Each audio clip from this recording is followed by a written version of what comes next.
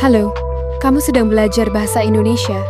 Selamat datang di dunia yang seru, penuh warna, dan kadang macet. Transportasi bukan hanya tentang kendaraan.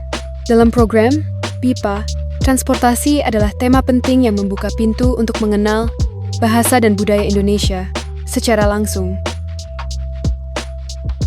Di Indonesia, jenis transportasinya unik dan beragam. Ada angkot, mobil kecil yang bisa berhenti di mana saja, asal penumpang bilang, kiri. Ada becak, kendaraan roda 3 yang dikayuh pelan, khas kota-kota, seperti Yogyakarta atau Solo. Dan tentu saja, ada ojek online, solusi cepat yang hanya butuh satu sentuhan jari. Tapi yang menarik bukan hanya jenis kendaraannya, melainkan cerita budaya di baliknya.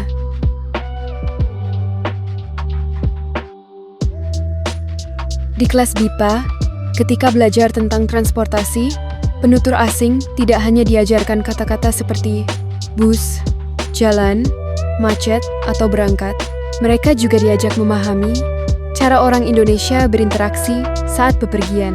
Contohnya, bagaimana cara meminta berhenti kepada sopir angkot, bagaimana etika naik kendaraan umum seperti memberi tempat duduk atau berterima kasih saat turun.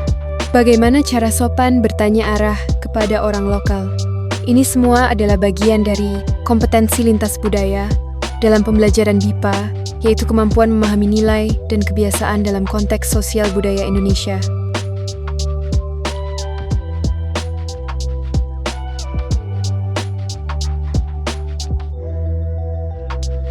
Pembelajaran BIPA tidak hanya berlangsung di dalam kelas. Seringkali, guru mengajak siswa belajar langsung di lapangan, naik transportasi umum, mempraktikkan dialog, membaca rambu, hingga bertanya kepada pengemudi. Semua ini bagian dari metode komunikatif dan kontekstual dalam BIPA. Belajar bahasa Indonesia menjadi lebih hidup dan bermakna. Tidak hanya sekadar menghafal kosakata, tapi juga mengalami langsung budaya Indonesia. Banyak penutur asing merasa transportasi di Indonesia memang kadang membingungkan, tapi disitulah letak pembelajarannya. Mereka belajar tidak hanya bahasa, tapi juga sikap, kebiasaan, dan rasa hormat.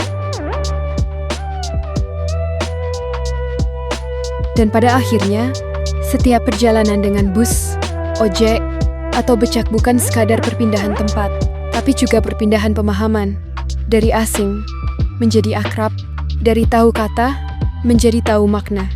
Karena belajar bahasa Indonesia adalah juga belajar bagaimana menjadi bagian dari masyarakatnya.